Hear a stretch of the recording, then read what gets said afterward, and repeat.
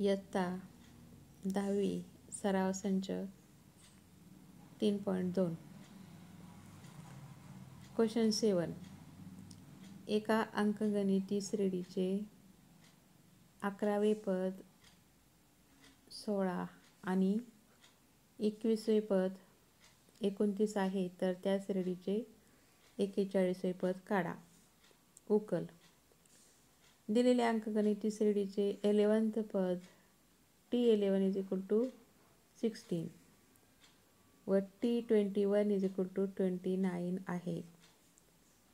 म्हणून T11 = a + 11 - 1d = 11 मधून 1 वजा केले असता 10 राहतात, a + 10d. म्हणून 16 = a + 10d समीकरण नंबर 1. तसेच T21 = a + (21 - 1d) = 21 मधून 1 वजा केले असता 20 राहतात, a + 20d. म्हणून 29 = a + 20d हे समीकरण नंबर 2. आता आपले पहिले समीकरण 16 = a + 10d समीकरण नंबर 1 वरून ही किंमत समीकरण 2 मध्ये ठेवून समीकरण 2 a + 20d = 29. म्हणून 16 - 10d + 20d = 29. प्लस 20d मधून -10d वजा केले असता 10d उरतात आणि 29 मधून समीकरणाच्या डाव्या बाजूचे 16 वजा केले असता 13 उरतात. त्यामुळे 10d = 29 - 16 म्हणून 10d = 13. d = 13/10 समीकरणाच्या डाव्या बाजूला 10 गुणाकारामध्ये आहे, उजव्या बाजूस भागाकारामध्ये जाईल.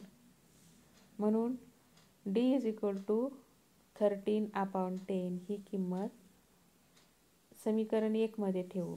आपलं d ची किंमत किती आलेली आहे? 13/10.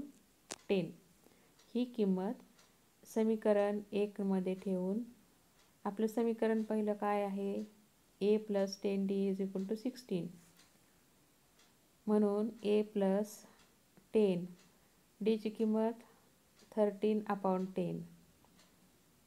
या ठिकाणी 10 10 10 1 10 10 10 कटले राहतात 13. म्हणून a + 13 = 16.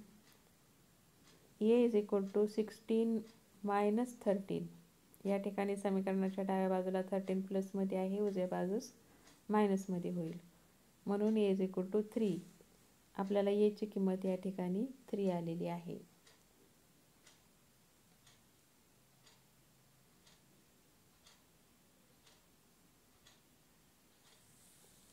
त्यानंतर आता आपणास 41वे पद काढायचे आहे. या ठिकाणी आपलं a = 3 आणि d = 13/10 आहे. आता Tn म्हणजे T41 पद काढायचे आहे आपल्याला. सूत्र आपलं Tn = a + (n - 1) या सूत्रावरून T41 पद काढायचे आहे. a च्या ठिकाणी 3 ही किंमत ठेवली. d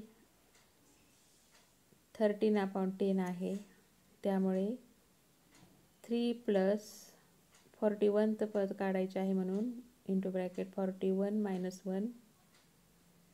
1 × 13/10) = 3 + 41 - 1 40 आले.